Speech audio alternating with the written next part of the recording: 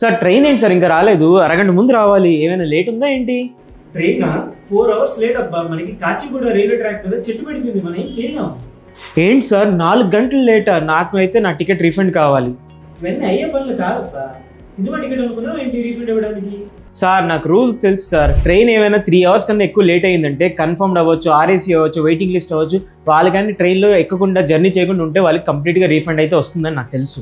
ఇలాంటి టైంలో మీరు రీఫండ్ ఎలా క్లెయిమ్ చేసుకోవాలో చెప్తాను వినండి. ఒకవేళ మీ దగ్గర ఈ టికెట్ ఉంటే మీరు టీడీఆర్ని అయితే ఫైల్ చేయాల్సి ఉంటుంది రీఫండ్ కోసం. అదే మీ దగ్గర ఫిజికల్ టికెట్ ఉంటే మాత్రం మీరు కౌంటర్కి వెళ్ళి ఫిజికల్గా క్యాన్సిల్ చేయాల్సి ఉంటుంది, అది కూడా ట్రైన్ డిపార్ట్ అవ్వకముందే. ఈ టికెట్ ఉన్న వాళ్ళు ఎలా క్లెయిమ్ చేసుకోవాలంటే మీరు మీ ఐఆర్సీటీసీ వెబ్సైట్లోకి లాగిన్ అయ్యి మై ప్రొఫైల్ సెక్షన్కి వెళ్ళి మై ట్రాన్సాక్షన్స్లోకి వెళ్ళి ఫైల్ టీడీఆర్ సెలెక్ట్ చేయాలి. అది సెలెక్ట్ చేసుకున్న తర్వాత దానికి రిలవెంట్ అయిన పిఎన్ఆర్ అవన్నీ సెలెక్ట్ చేసుకుని సబ్మిట్ చేయాల్సి ఉంటుంది. సో ఇలాగ మీరు టీడీఆర్ ఫైల్ చేసేటప్పుడు మీకు రీజన్ అడుగుతుంది, అక్కడ 3 hours కన్నా ఎక్కువ డిలే అని మీరు కంపల్సరీగా చూస్ చేస్తే మీకు రీఫండ్ అనేది ప్రాసెస్ అవుతుంది.